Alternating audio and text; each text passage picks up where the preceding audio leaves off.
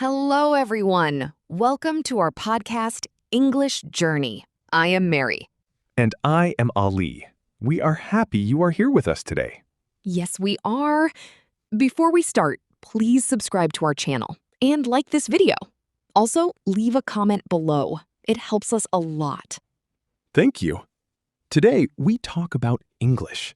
We understand English words, but speaking is hard. Yes, Ali, many people feel this. We hear English, we read English, but when we try to speak, it is difficult. It is true. My brain knows the words, but my mouth does not want to say them. I understand. It is like a small block. We want to speak, but the words do not come out fast. Yes, exactly. Sometimes I think in English, but when I open my mouth, only my native language comes out. That is very common, Ali. It is a step in learning. First, we understand. Then, we try to speak. It takes time. What can we do to speak better, Mary? Good question. One thing is to practice. Speak every day, even if it is just a little. Speak to myself? Yes, you can. Or speak to a friend, or join a language group. The more you speak, the easier it becomes. Oh, that makes sense. I need to be brave and try. Exactly. Do not be afraid to make mistakes. Mistakes are part of learning. Everyone makes them. That is good to hear. I always worry about making mistakes. Yes, but mistakes help us learn. Think of it as a game. Every mistake is a point for learning. A point for learning? I like that idea. So, practice speaking. What else? Listen a lot. Listen to English songs. Watch English movies with subtitles. This helps your ear. I do listen to music, but sometimes I do not understand all the words. That is okay. You do not need to understand every word. Just try to get the main idea and listen to how words sound together. So listening helps with speaking too? Yes, it does. It helps you hear the rhythm and intonation of English. This is important for speaking naturally. Natural speaking. That is my goal. Exactly. And do not forget about vocabulary. Learn new words every day. But do not just learn the word. Learn how to use it in a sentence. How can I do that? When you learn a new word, try to make 3 sentences with it. 1 sentence about yourself, 1 about a friend, and 1 about something general. That is a good idea. Not just a list of words, but words in action. Yes, words in action. And try to use them when you speak, even if it feels strange at first. It will feel strange, but I will try. What about grammar? Is it very important? Grammar is important, but do not let it stop you from speaking. Focus on getting your message across first. Then you can refine your grammar. So speak first, then fix grammar later. Exactly. Think of a child learning their first language. They make many grammar mistakes, but they still communicate, and they learn by doing.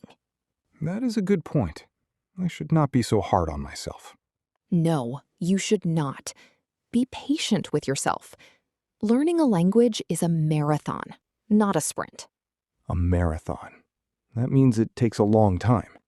Yes, it does. But every step is progress.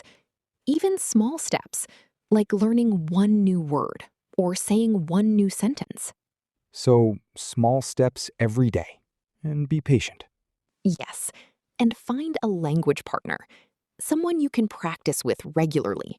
It makes it more fun. A language partner. That sounds good. Maybe I can find someone online. Yes, there are many apps and websites for that. You can find people who want to learn your language, and you can help each other with English. That is a great idea. It is like having a study buddy. Exactly. And it makes practicing speaking less scary because you are both learning. So, to recap, practice speaking, listen a lot, learn new words in sentences, do not worry too much about grammar at first, be patient, and find a language partner. That is a perfect summary, Ali. You got it. Thank you, Mary. This helps me a lot. I feel more confident now. That is wonderful to hear. Confidence is key. So, what about when I am in a conversation and I cannot find the right words? It feels very frustrating. That is a very common feeling. When that happens, try to use simpler words or describe what you mean. Do not stop talking. Describe what I mean. Can you give an example? Sure, if you cannot remember the word for refrigerator, you can say, the cold box where we keep food. The other person will understand. Ah, I see. So, do not give up. Just try to explain it differently. Exactly. And sometimes you can even use gestures. Communication is more than just words. That is helpful. I always feel like I need to use perfect words, but simple words are okay. Simple words are great. Clear communication is the goal, not perfect vocabulary. That makes me feel much better. So, it is okay to use simple English. Absolutely. In fact, many native speakers use simple English in daily conversations. The goal is to be understood. And what if someone corrects my English? Should I be sad? No, not at all. If someone corrects you, it means they are helping you. It is a chance to learn. Thank them for helping you. That is a good way to think about it. I usually feel embarrassed. It is natural to feel that way, but try to change your mindset. Every correction is a free lesson. A free lesson. I like that. So, embrace corrections. Yes, embrace them and keep practicing. The more you speak, the more natural it will become, and the less you will need corrections. Also, Ollie, think about using technology. There are so many apps today that can help you practice speaking. Oh, like the ones where you can talk to an AI? Yes, AI is great because it never gets tired. You can practice the same sentence 100 times and it will always listen. That is perfect for me. I sometimes feel bad asking a person to repeat things many times. Exactly. And you can also record yourself. Listen to your own voice. It helps you hear where you can improve. Recording myself sounds a bit scary, but I will try it. It is a good way to see my progress. It really is. When you listen to a recording from last month, you will see how much better you are now. That is very motivating. I will start recording my practice today. Another tip is to read out loud. When you read a book or an article, say the words with your voice. Does that help with speaking? Yes, because it trains the muscles in your mouth to make the English sounds. It is like exercise for your speaking. Exercise for my mouth. I like that. I will read my favorite English stories out loud. That is a great idea. And try to copy the way the actors speak in movies. This is called shadowing. Shadowing? Like a shadow follows a person? Exactly. You listen to a sentence and repeat it immediately, trying to match the speed and the sound. I will try shadowing tonight while watching a movie. Thank you, Mary. This has been very helpful, Mary. I feel much more motivated to practice my English speaking. I am so glad to hear that, Ali. Remember, consistency is key. A little bit every day goes a long way.